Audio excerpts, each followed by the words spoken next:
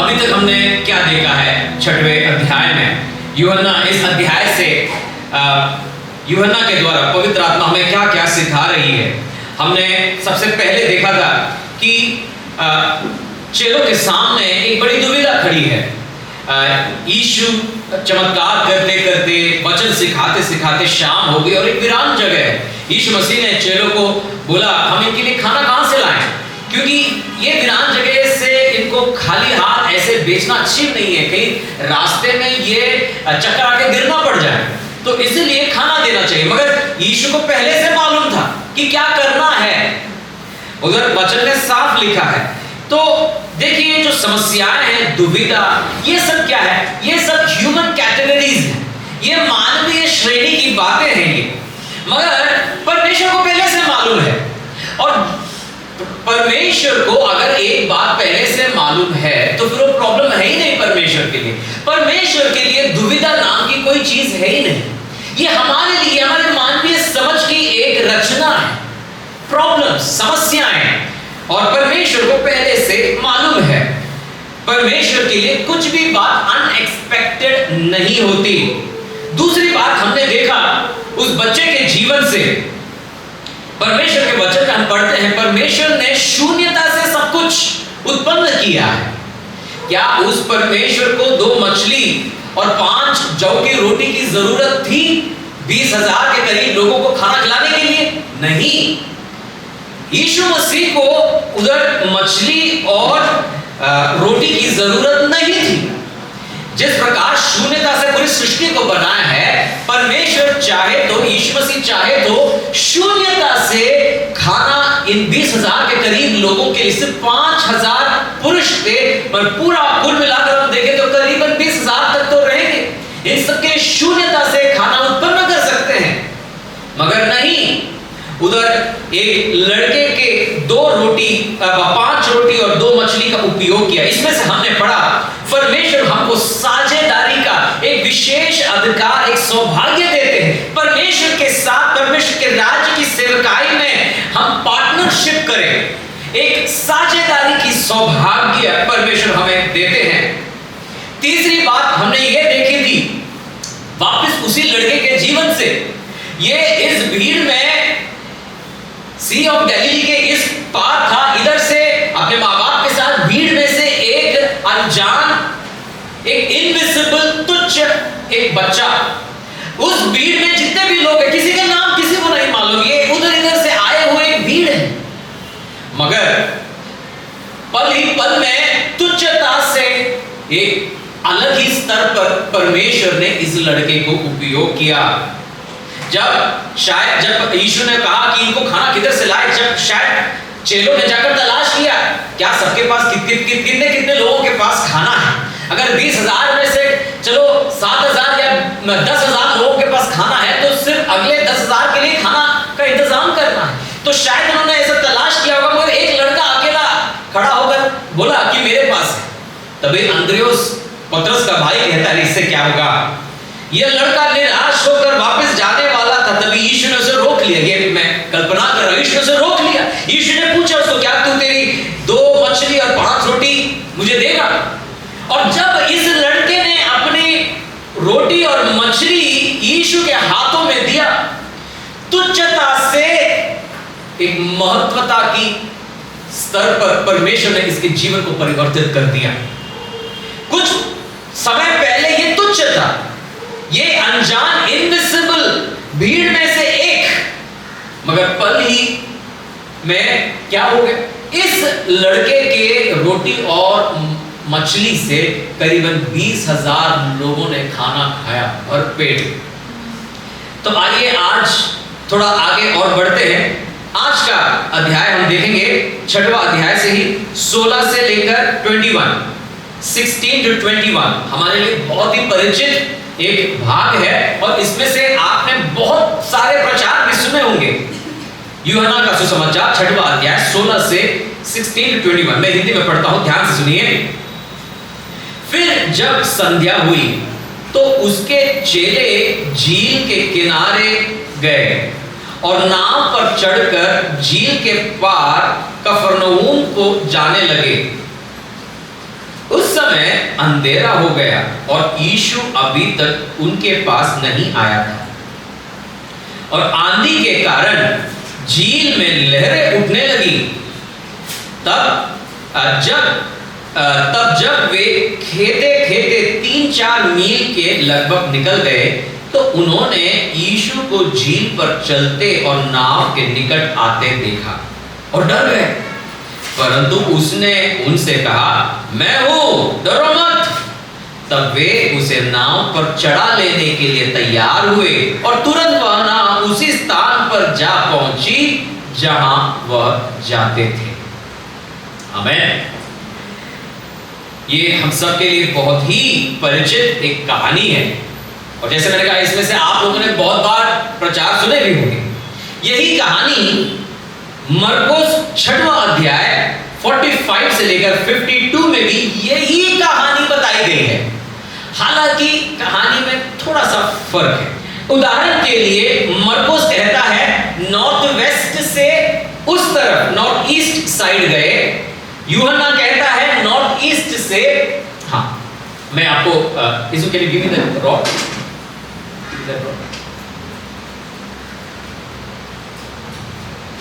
हाँ, मरकुस की कहानी में ये लोग इस किनारे से, ये ऊपर नॉर्थ साइड में देखो, इधर कफरनहूम है, इधर बethsaida है, इधर से इस तरफ गए। यूहन्ना के सुसमाचार में इधर से इस तरफ गए। ओके, मरकुस की कहानी में ये लोग डर गए ये सोचकर कि यीशु कोई भूत प्रेत है, और यीशु नाव में बैठते ही तूफान थम गई। यूहन्ना के सुसमाचार में भूत प्रेत की बात तो नहीं कही गई है, हाँ, ये लोग डर काफी गए, और यीशु नाव में बैठते ही तूफान थमने की बात भी नहीं कही है। यीशु नाव में बैठते ही नाव उधर पहुंच गई, पलक झपकते जिधर इनको पहुंचना था। तो दोनों कहानी में थोड़ा सा फर्क है। आप बोलोगे, अरे बाइबल में ऐसा कैसा हो सकता है, ये तो परमेश्वर का वचन है। दो लोग पवित्र आत्मा से प्रेरित होकर लिख रहे हैं, ये दोनों कहानी में इतना बड़ा अंतर। एक वेस्ट से ईस्ट में जा रहा है, तो दूसरे कहानी में ईस्ट से वेस्ट जा रहा है। तो यीशु सच में किधर से कौन किधर गया होगा? आप ऐसे सोच सकते हैं, सवाल भी कर सकते हैं। परमेश्वर के वचन के ऊपर कोई सवाल उठा सकता है, ऐसा क्यों? क्या वाकई में भूत प्रेत था उधर? तो यूहन्ना ने क्यों नहीं बोला? क्या वाकई में तूफान थम गई? तो यूहन्ना ने क्यों नहीं बोला? यूहन्ना बोलता है नाव उधर पहुंच गई, पलक झपकते जिधर पहुंचना था। मगर मरकुस तो ये नहीं कहता। देखिए, ये ऐसे हम क्यों सोचते हैं, और जब ऐसे लोग सवाल करते हैं, अरे बाइबल में गड़बड़ है, वचन में गड़बड़ है, ऐसे लोग सवाल करते हैं, और जिनका विश्वास थोड़ा कमजोर है, उतना मजबूत नहीं है, उनको हिला देते हैं लोग ऐसे वचन से, ऐसे छोटे छोटे बातों को लेकर। इसलिए हमें समझना थोड़ा जरूरी है, इसमें बात क्या है, मामला क्या है। मैंने जो भी बोला, मैंने ख्याली बोला नहीं, आप ये देख सकते हैं मरकुस का और यूहन्ना का, दोनों कहानी का आप तुलना करके देख सकते हैं। देखिए, परमेश्वर का वचन, बाइबल, ये इंस्पायर्ड वर्ड ऑफ गॉड है, पवित्र आत्मा से प्रेरित है, और परमेश्वर का वचन में एक मकसद है, द ऑब्जेक्टिव। समझ रहे हैं? परमेश्वर का वचन का मकसद क्या है? चरित्र और विज्ञान, भूगोल शास्त्र एकदम एक्यूरेटली प्रेजेंट करना है? नहीं। जब परमेश्वर का वचन लेखक पवित्र आत्मा से प्रेरित होकर लिख रहा है, उसका एक मकसद है। वो मकसद हमें पहचानना है।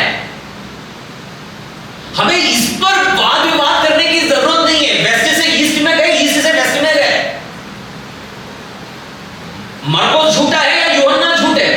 कौन है सच? ऐसे छोटे छोटे बेमतलब की बातों में हमें वाद विवाद करना, ये पवित्र आत्मा से नहीं, ये शैतान से। क्योंकि जब लेखक लिख रहा है ना, उसका मकसद ये नहीं यीशु इधर से उधर गया, उधर से इधर गया, या चेले इधर से उधर गए, उधर से इधर गए, तूफान थमी थी कि ये किधर पहुंचे, ये नहीं है उनका मकसद। उनका मकसद ये बताना है कि यीशु ने क्या किया। यीशु पानी पर चलकर आया,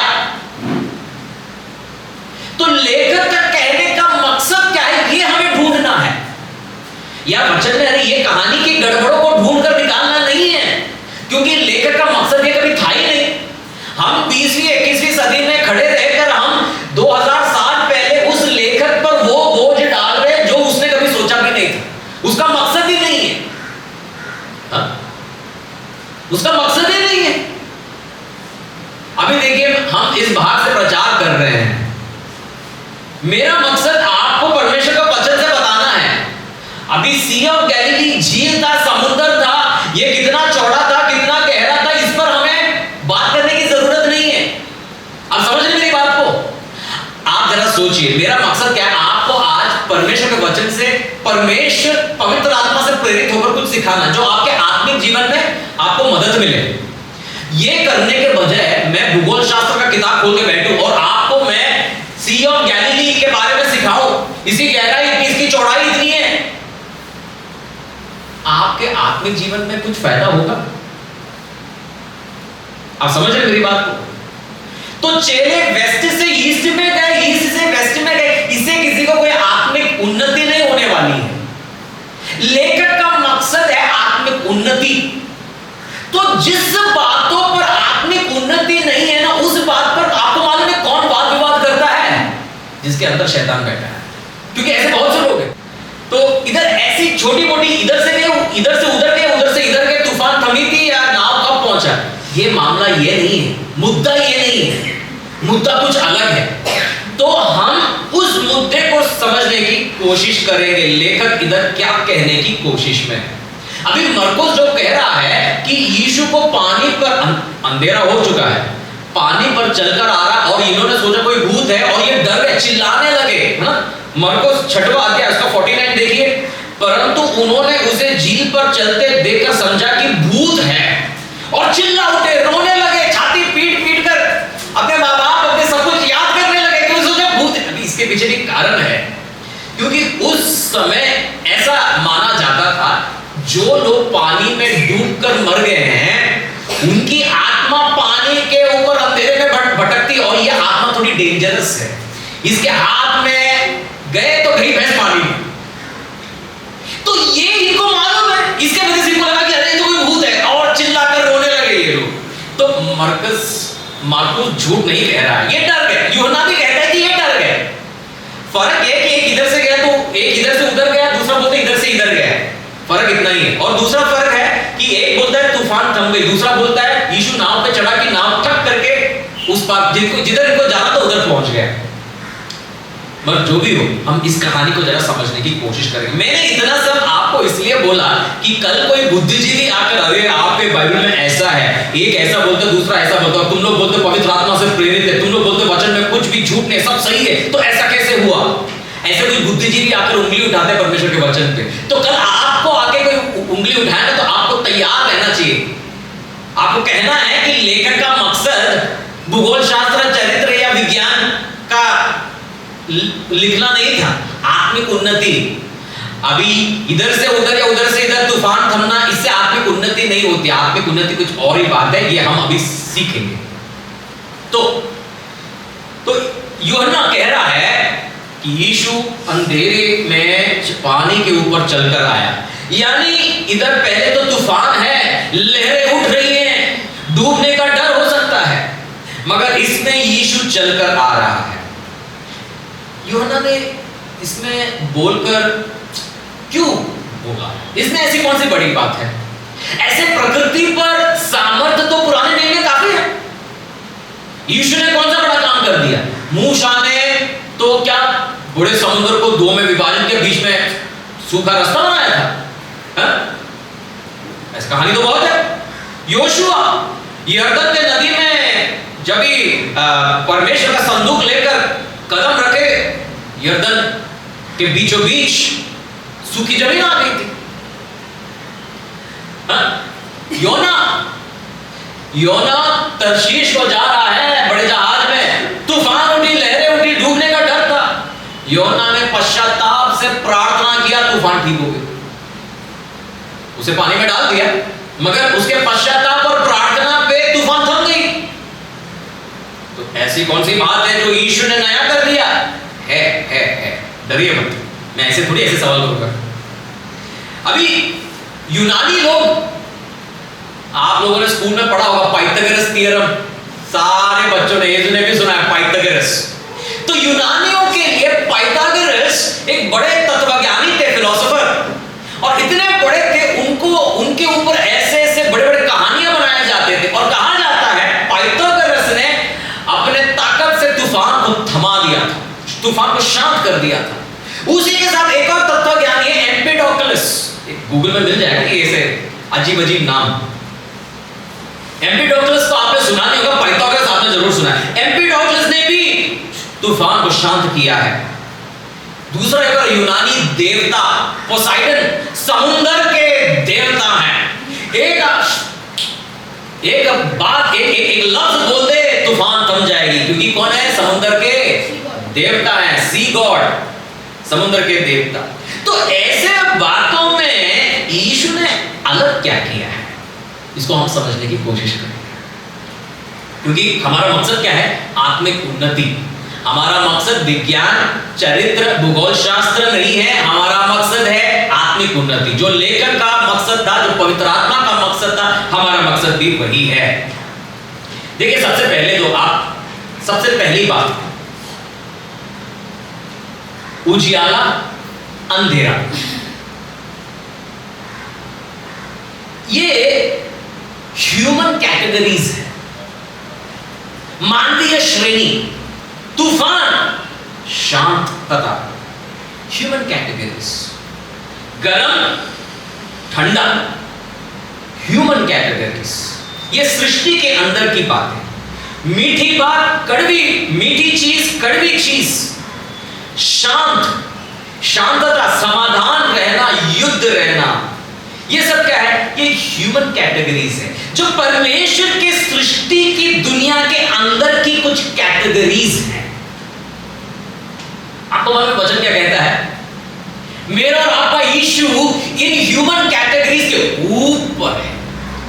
मेरा और आपका यीशु इन ह्यूमन कैटेगरीज से प्रभावित नहीं होता है। इसलिए मिस्र की कहानियां जब हम पढ़ते हैं, समुद्र को ये किया वो किया, तब ये नहीं कहा जाता कि परमेश्वर यहोवा ने मिस्रियों के समुद्र के देवता से युद्ध करके उसको हरा दिया, समुद्र को विभाजित किया। नहीं, उधर मिस्र के देवी देवताओं की बात भी नहीं की, क्योंकि मेरा और आपका परमेश्वर तूफान का देवता, समुद्र का देवता, पहाड़ का देवता नहीं है। ये सारे सृष्टि के ऊपर है, ये सारे सृष्टि के ऊपर है। ये प्रभुओं का प्रभु है, ये प्रभुओं का प्रभु है। देखिए, कुछ वचन पढ़ते हैं, कोलोसियों पहला अध्याय 16 से 17। कोलोसियों पहला अध्याय 16 से 17। देखिए वचन क्या कहता है यीशु के बारे में। कोलोसियों पहला अध्याय 16 और 17। क्योंकि उसी में सारी वस्तुओं की सृष्टि हुई, स्वर्ग की हो अथवा पृथ्वी की, देखी या अनदेखी, क्या सिंहासन, क्या प्रभुताएं, क्या प्रधानताएं, क्या अधिकार, सारी वस्तुएं उसी के द्वारा और उसी के लिए सृजी गई हैं। तो अगर यीशु ने ही इन बातों को बनाया है, तो यीशु इनमें से एक नहीं हो सकता। ये के ऊपर है मेरा और आपका यीशु। आप समझ रहे बात को? और वही सब वस्तुओं में प्रथम। प्रथम का मतलब फर्स्ट नहीं है, आगे, एकदम आगे नहीं। प्रथम इधर कहने का मतलब इनके ऊपर है, इनके ऊपर विराजमान है, प्रभु है, उनमें से एक नहीं है। पोसाइडन क्या है? वो समुद्र का देवता है, आकाश का नहीं है, तूफान का नहीं है, पहाड़ों का नहीं है, उसको सिर्फ समुद्र से लेना देना है। मेरा और आपका प्रभु सिर्फ समुद्र से ही नहीं, पहाड़ से ही नहीं, तूफान से ही नहीं, लाइटिंग ही नहीं, पूरी सृष्टि का प्रभु है, पूरा सृष्टि का प्रभु है। इसलिए ह्यूमन कैटेगरीज या मानवीय श्रेणी की जो बातें हैं, इससे मेरा और आपका यीशु प्रभावित नहीं होता, ये उसके सबके ऊपर है। देखिए एक और वचन पढ़ते हैं, भजन संहिता 139 7 से 12। देखिए ध्यान से पढ़िए इस वचन को। भजन संहिता Psalms 139 7 से 12। देखिए लेखक क्या कहते हैं, मैं तेरे आत्मा से भागकर किधर जाऊं, या तेरे सामने से किधर भागूं? यदि मैं आकाश पर चढ़ूं तो तू वहां है, यदि मैं अपना खाट अधोलोक में बिछाऊं तो वहां भी तू है। यानी मेरे और आपके परमेश्वर को आकाश हो अधोलोक हो कुछ फर्क ही नहीं पड़ता, सबको उसी ने बनाया और सब के ऊपर मेरा और आपका प्रभु है। इसलिए मैं आकाश में जाऊं या अधोलोक में जाऊं, सब जगह एक समान मेरा परमेश्वर है। ऐसी बात नहीं, कुछ लोग हैं, कुछ बुद्धिजीवी, उन्हें बपतिस्मा लेना था, मैं जेब में धन पड़ा है इसलिए हम इजराइल जाकर बपतिस्मा लेंगे। तो भाई भारत में बपतिस्मा लेंगे तो तुम्हारी बपतिस्मा कम पड़ जाएगी। कुछ ऐसे महापुरुष हैं, इजराइल में जाकर हम बपतिस्मा लेंगे और लाखों खर्च करते हैं फ्लाइट पे और जाकर बपतिस्मा लेकर आते हैं। क्या जरूरत है? ये बुद्धिजीवियों को बपतिस्मा का मतलब भी नहीं मालूम। तो देखिए, मेरा और आपका यीशु जितना भारत में, जितना वेलंगनी में, जितना इजराइल में, उतना ही रामटेकड़ी में भी है, धारावी में भी है, उतना ही मेरा और आपका यीशु, क्योंकि ये सारे सृष्टि के ऊपर है। देखिए, यदि मैं आकाश में चढ़ूं तो तू वहां है, यदि मैं अपना खाट अधोलोक में बिछाऊं तो वहां भी तू है, यदि मैं भोर की किरणों पर चढ़कर समुद्र के पार जा बसूं तो वहां भी तू अपने हाथ से मेरी अगुवाई करेगा और अपने दाहिने हाथ से मुझे पकड़े रखेगा। यानी सृष्टि की कोई भी कोना हो, आकाश हो, इवन अधोलोक पर भी मैं चले जाऊं, मेरा प्रभु का दाहिना हाथ मुझे छोड़ेगा नहीं, मुझे छोड़ेगा नहीं। तो वहां भी तू अपने हाथ से मेरी अगुवाई करेगा और अपने दाहिने हाथ से मुझे पकड़े रहेगा। यदि मैं कहूं कि अंधकार में तो मैं छिप जाऊंगा और मेरे चारों ओर के उजियाला रात का अंधेरा हो जाएगा, तो भी अंधकार तुझसे ना छिपाएगा, रात तो दिन के तुल्य प्रकाश देगी, क्योंकि तेरे लिए अंधियारा और उजियाला दोनों एक समान है। मेरे लिए और आपके लिए अंधियारा और उजियाला फर्क है, मगर मेरे प्रभु को अंधियारा और उजियाले से कोई फर्क नहीं पड़ता। मेरे प्रभु को तूफान हो, शांति हो, कोई फर्क नहीं पड़ता। मेरे प्रभु को आकाश हो या अधोलोक को कोई फर्क नहीं पड़ता। मेरे प्रभु को किससे फर्क पड़ता है? मेरे प्रभु को अपने चेले तूफान में डर रहे हैं, घबरा रहे हैं, उससे फर्क पड़ता है। आप समझ रहे हैं मेरी बात को? पाइथागोरस को तूफान से फर्क पड़ता है, पोसाइडन को तूफान से फर्क पड़ता है। मेरे और आपके यीशु को तूफान से कोई फर्क नहीं पड़ता है। मेरे और आपके यीशु को चेलों की दुविधा से फर्क पड़ता है। आप ये कहानी ध्यान से पढ़ोगे, यीशु ने कभी भी नहीं बोला तूफान को, तूफान तू शांत हो जा। यूहन्ना की कहानी पढ़ोगे, उसमें कहीं नहीं लिखा यीशु ने बोला नाव उस पार पहुंच जाए और नाव पड़ गया, नहीं, यीशु ने कुछ भी नहीं बोला। इसलिए मैंने कहा था छोटी छोटी बातों पे वाद विवाद नहीं कर रहा, हमें ये ढूंढना है कि मेरी आत्मिक उन्नति का भोजन किधर है, इसमें किधर छुपा हुआ है। तो सबसे पहली बात, मेरा और आपका प्रभु सारे सृष्टि के सारे कैटेगरीज के ऊपर है। उजियाला और अंधेरा दोनों एक समान है मेरे यीशु। आपके लिए लाइट गई तो बत्ती गुल ढूंढते बैठोगे, मेरे यीशु को कोई फर्क नहीं पड़ता है। अंधेरे में भी मेरा यीशु को उतना ही दिखता है जितना उजियाले में दिखता है। तूफान के बीच में वो उतने शांति से सो सकता है जितना मैं शांत से रात को सोता हूं, क्योंकि मेरे यीशु को इनसे कुछ फर्क नहीं पड़ता। मेरा यीशु इन सारे फर्कों के ऊपर है, ऊपर विराजमान है मेरा यीशु।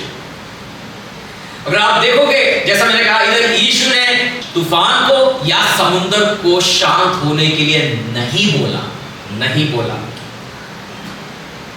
यूहन्ना तो बताता भी नहीं है कि तूफान शांत हो गई या समुद्र शांत हो गई, ये तो सिर्फ मरकुस कहता है। दोनों ने भी कुछ भी नहीं कहा कि यीशु ने शांत होने के लिए कमांड किया, दोनों ने भी इस बात में नहीं बोला। मगर दोनों ये जरूर बोलते हैं, यीशु सुबह गार्डन में टहलने के लिए कैसे जाते हैं, वैसे उस भयानक समुद्र और तूफान में मॉर्निंग स्ट्रोल के लिए निकले हैं, बगीचे में कैसे टहलने के लिए निकले, वैसा मेरा यीशु चलकर आ रहा है।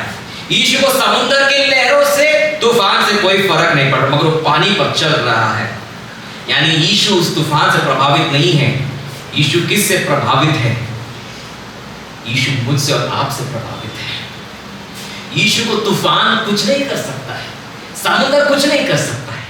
यीशु के चेले उस तूफान में घबरा कर डूबने के डर से आज भी, आप गूगल करके देख सकते हैं, आज भी सी ऑफ गैलीली में अगर मौसम खराब है, मॉडर्न बोट्स जो विद क्या वो मोटर वाली बोट भी तूफान के टाइम में बाहर नहीं जाएंगे, पानी में नहीं उतरेंगे। आज भी आप चेक कर सकते हैं, आज भी अगर मौसम खराब है, तूफान की बात की गई है, तो अपनी मोटर वाली बोट भी नहीं उतारेंगे सी ऑफ गैलीली में। आज भी ये लोग जब निकले थे तभी बात शांत थी, उजाला भी था, मगर बीच में पहुंचते पहुंचते अब तूफान शुरू हो गई और अंधेरा भी हो गया।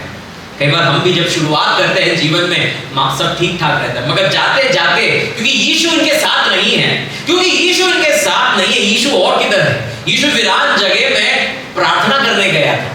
ये एक्चुअली पिछली बार हमने यही देखा था, यीशु के साथ नहीं, यीशु को जबरदस्ती ये लोग राजा बनाने के लिए गए थे। मामला हमको थोड़ा छोटा लगा, मगर बड़ा गहरा मामला था। यीशु को प्रलोभित करने की कोशिश में थे। अरे इसके पीछे किसका हाथ था? शैतान का हाथ। किसी ना किसी तरीके से क्रूस को बाईपास कर लो, मैं तुझे को राजा बना दूंगा, पर अपने पिता तुझे राजा बनाने से पहले मैं तुझे राजा बनाऊंगा।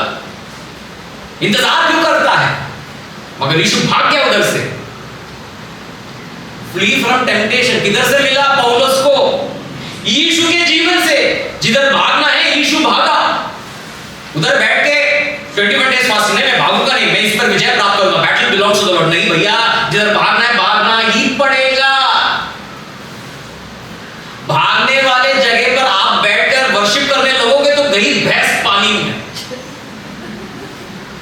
दाऊद जिधर भागना था भागा नहीं, गई भैंस पानी में। यूसुफ भागना था भाग गया, बच गया। हम क्यों फंस जाते हैं? हमें भागना नहीं मालूम, हमारी आंखें, जुबान, पैर, हाथ सब फंस जाते हैं क्योंकि हम भागते नहीं। प्रार्थना करते समय ये भी प्रार्थना, मैं भी प्रार्थना करता हूं, पवित्र आत्मा जिधर भागना मुझे भागना सिखा प्लीज। सुबह जॉगिंग के लिए तो जाता हूं, मगर ये भी प्रार्थना, पवित्र आत्मा मुझे भागने को सिखा। पहले मैं पहचान पाऊं कि मुझे इधर भागना, इधर रुकना है। पहले तो वो पहचानना है, जिधर रुकना उधर रुकना चाहिए, भागना नहीं चाहिए, और जिधर भागना उधर भागना चाहिए, रुकना नहीं चाहिए। और इसका आत्मिक ज्ञान पवित्र आत्मा ही दे सकता है। तो इधर यीशु भाग गया था, यीशु अकेला जाकर प्रार्थना कर रहा था।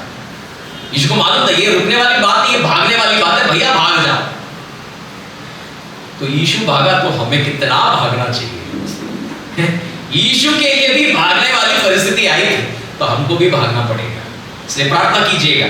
तो इधर यीशु के साथ में शुरुआत अच्छी थी, जाते जाते बीच रास्ते में मौसम खराब। देखिए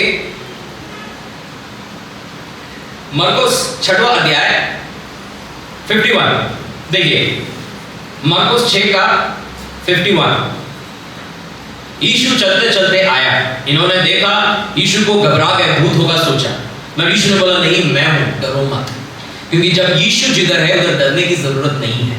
ओके, फिर देखिए 51 देखिए, तब वह उनके पास नाव पर आया और हवा थम गई, वे बहुत ही आश्चर्य करने लगे। यीशु ने कुछ बोला भी नहीं, बस नाव पर चढ़ गए। देखिए अभी यूहन्ना का सुसमाचार 6वां अध्याय 21 देखिए, दोनों के कहानी में 19-20 है, मगर आत्मिक उन्नति की बात में 19-20 नहीं है। चरित्र की बात इधर से उधर था, क्या हुआ, ऐसे बात थोड़ी 19-20 आ जाएगी। वचन में ऐसे बहुत सी जगह पर है, और शैतान से भरे हुए बुद्धिजीवी आकर आपको बोलेंगे अरे तुम्हारा वचन में ऐसा है, हमारा देखो, हमारा ऐसा नहीं है, तो सब बाइबल में पूरा गड़बड़ है, ऐसे बोलेंगे लोग। फंस मत जाना, आत्मिक उन्नति की बात में कभी भी किधर भी 19-20 नहीं होगा। देखिए अभी यूहन्ना क्या बोलता है, तब वे उसे नाव पर चढ़ा लेने के लिए तैयार हुए और तुरंत वह नाव उसी स्थान पर जा पहुंची जहां वह जाते थे। देखिए दोनों ने क्या बोला, महत्व की बात क्या है, नाव पर चढ़ाना। हाँ, आत्मिक उन्नति की बात उधर छिपी हुई है, नाव में चढ़ाना। कई बार हम यीशु को नाव में चढ़ाते नहीं है। इधर यीशु की प्रभुता की बात की जा रही है। यीशु मेरे नाव में होना, एक मसीह केंद्रित जीवन बिताना, ये बहुत जरूरी है। नाव पे यीशु चढ़ गया, तब कुछ बोलने की भी बात नहीं थी, नाव भी पहुंच गई, तूफान भी थम गई। चलो मान लो दोनों के दोनों, मरकुस भी सही है, यूहन्ना भी सही है, तूफान भी थम गई, समुद्र भी शांत हो गया, नाव भी पहुंच गई। मगर कब हुआ ये? जब यीशु नाव पर चढ़ा। अगर यीशु नाव पर नहीं चढ़ा होता, अगर इन्होंने बोला आजा यीशु, अच्छा तू है तो आजा नाव पर बैठ जा, अगर ये नहीं हुआ होता तो समुद्र थमता, समुद्र शांत होता, तूफान शांत होता, जिधर पहुंचे उधर पहुंच पाते नहीं, गड़बड़ के गड़बड़ में ही दलदल में फंसे जाते। मगर क्योंकि इन्होंने यीशु को नाव पर चढ़ाया, यीशु को अपने जीवन का केंद्र बनाया, तूफान अपने आप थम गई। जिधर पहुंचा था उधर अपने आप ये पहुंच गए। इसलिए सवाल तूफान थमी या जहाज पहुंच गया, सवाल उसका नहीं है। सवाल यह है, क्या यीशु मेरे नाव में है या नहीं? इधर मामला वाद विवाद का नहीं है, मामला मेरे और आपके आत्मिक उन्नति का है। 19-20 को लेकर वाद विवाद करने की हमें बिल्कुल जरूरत नहीं, हमें ढूंढना है, हमें ढूंढना है मेरे आत्मिक उन्नति के लिए क्या इधर जरूरी है। और लेखक, दोनों लेखकों के लिए बड़ी बात क्या है? एक तो यीशु पानी पर टहल रहा था, यीशु तूफान और समुद्र के लहरों से प्रभावित नहीं था, क्योंकि यीशु इन ह्यूमन कैटेगरीज के ऊपर है। यीशु जो जिस बातों से आप और मैं प्रभावित होते हैं, उन बातों से मेरा यीशु कभी भी प्रभावित नहीं होता। उजियाला हो अंधियारा हो, दोनों एक समान है मेरे यीशु के लिए। दूसरी बात यीशु टहल कर आया, मगर मामला में परिवर्तन कब आया? जब यीशु नाव के अंदर, यीशु अगर नजदीक है, अगर पतरस कहता अरे वाह यीशु कितने अच्छे से आप चल रहे हो, चलो हम नाव पे आप साथ साथ चलिए, और नाव में बैठाते नहीं, परिवर्तन नहीं आता।